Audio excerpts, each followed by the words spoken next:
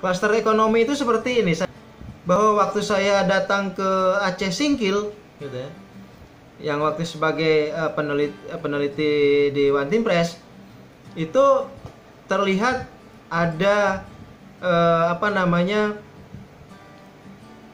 jadi ada kelapa sawit banyak sekali di Aceh Singkil dan sekitarnya, tetapi kemudian Aceh Singkil dan sekitarnya itu tidak punya daerah mengolah atau daerah yang pengekspor, gitu.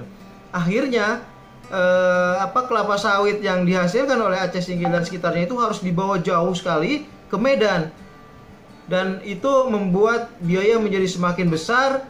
Kemudian daerah perkebunannya itu tidak terlalu banyak mendapatkan manfaat, gitu. Nah, nanti salah satu rekomendasinya itu adalah membuat klaster ekonomi.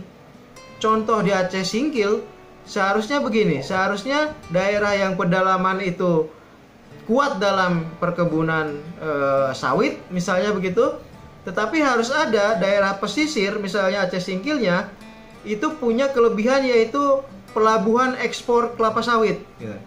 Jadi ada daerah penghasil, ada daerah pengolah, ya, dan kemudian ada daerah pengekspor. Nah, itu yang saya akan terangkan sebagai klaster ekonomi, gitu. Itu yang seharusnya terjadi, gitu.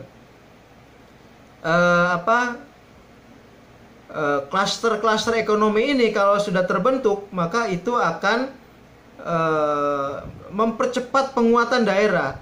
Dan fenomena yang sekarang terjadi di mana 70-80% itu PAD itu masih menyusu ke APBN, maka itu bisa dihentikan, gitu.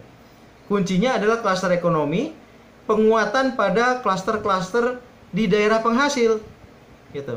Jadi kalau katakanlah di Sulawesi ada penghasil kakao. Nah, maka kakaonya di seputar kabupaten dekat penghasil kakao itu harus ada industri kakao. Nah, selain industri kakao, misalnya di daerah pesisirnya itu harus ada pelabuhan yang mengekspor hasil-hasil produksi di sekitarnya itu, gitu. Nah, itu yang belum muncul setelah 20 tahun otonomi daerah, gitu. Salah satu buktinya di Aceh Singkil itu, gitu. Waktu kita ke sana itu kan jalanan sampai rusak karena truk-truk pengangkut minyak sawit itu kan berat sekali, gitu. Dan itu jauh sekali dari Aceh Singkil, pantai barat Sumatera ke Medan, gitu. Itu menghabiskan waktu dan biaya yang besar, gitu. Nah, daripada dikumpulkan di Medan dan Medan yang ekspor, ya Aceh Singkil sendiri saja yang buat atau difasilitasi untuk memiliki pelabuhan sawit sendiri, gitu. Nah, kondisi seperti itu banyak di seluruh daerah di Indonesia, gitu. Banyak penghasil itu sangat jauh sekali ke daerah pemroses atau pengekspor.